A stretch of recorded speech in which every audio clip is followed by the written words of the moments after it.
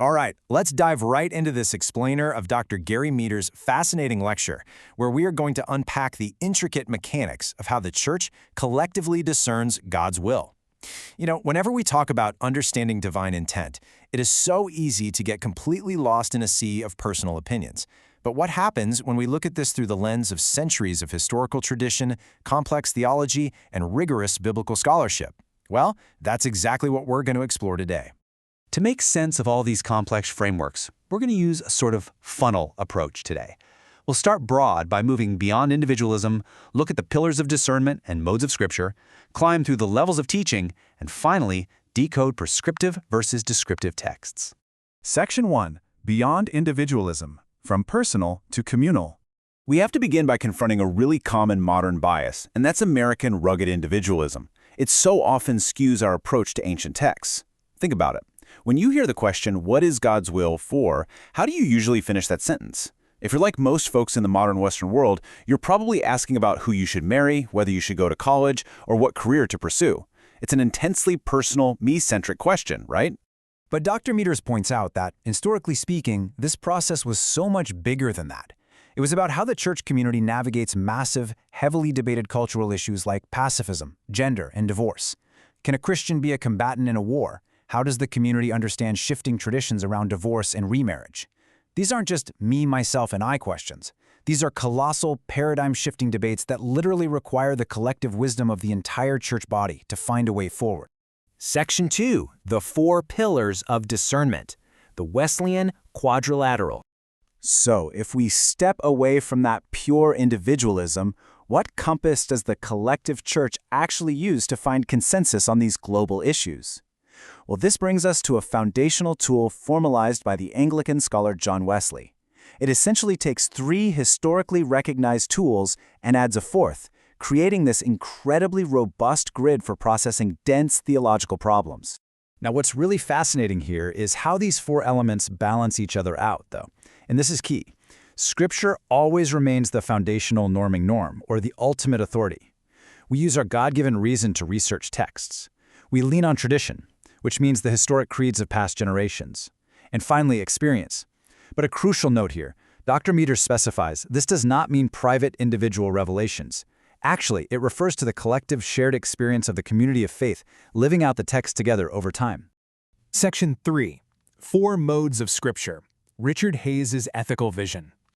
But honestly, this begs a really great Socratic question. If Scripture is the ultimate authority, how does it address modern issues like, say, specific medical ethics that simply aren't mentioned anywhere in its pages? Theologian Richard Hayes proposes these four modes to answer exactly that. First, rules, direct imperatives. Second, principles, broad frameworks.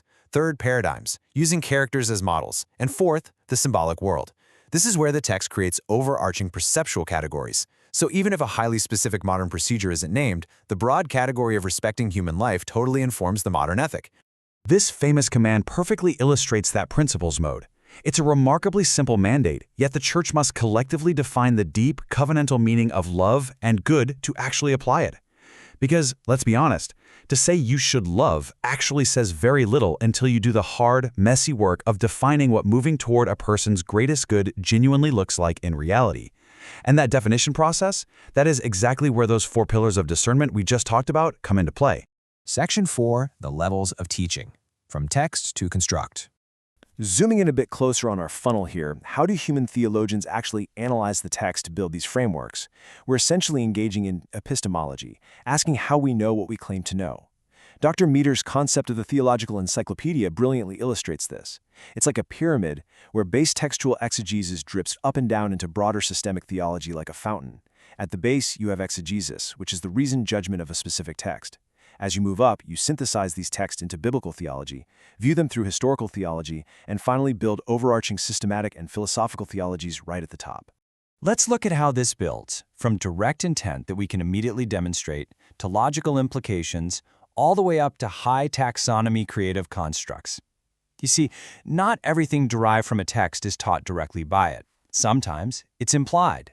And sometimes you're literally piecing together multiple implications from across history to form a creative construct, a high-level system of thought trying to make sense of a massive overarching topic.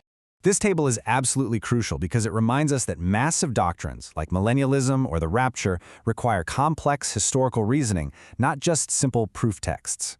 Take the Trinity, for example. There isn't a single proof text that lays it out completely. It was an implied teaching that took the collective church hundreds of years and major councils to fully hammer out. There is absolutely nothing wrong with high-level constructs, for sure, but we have to be honest about where they land on this scale.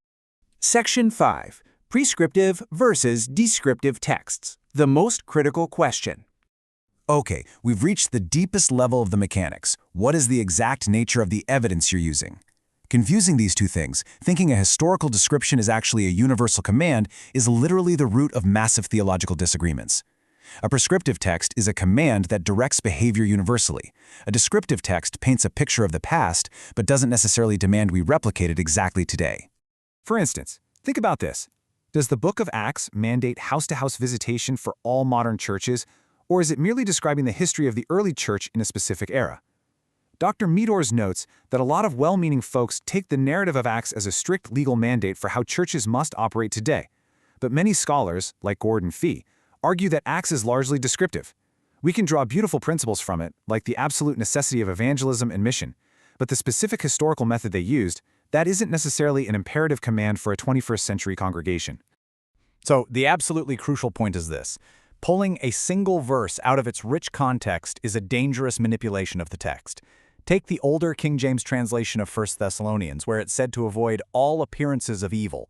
People historically use that single out-of-context line to ban going to movie theaters or restaurants, basically manipulating behavior through fear. But modern translations clarify the actual context. It means to avoid every kind of actual evil, not just things that look suspicious to someone else. Context is everything. As we wrap up this explainer, I want to leave you with this really provocative challenge.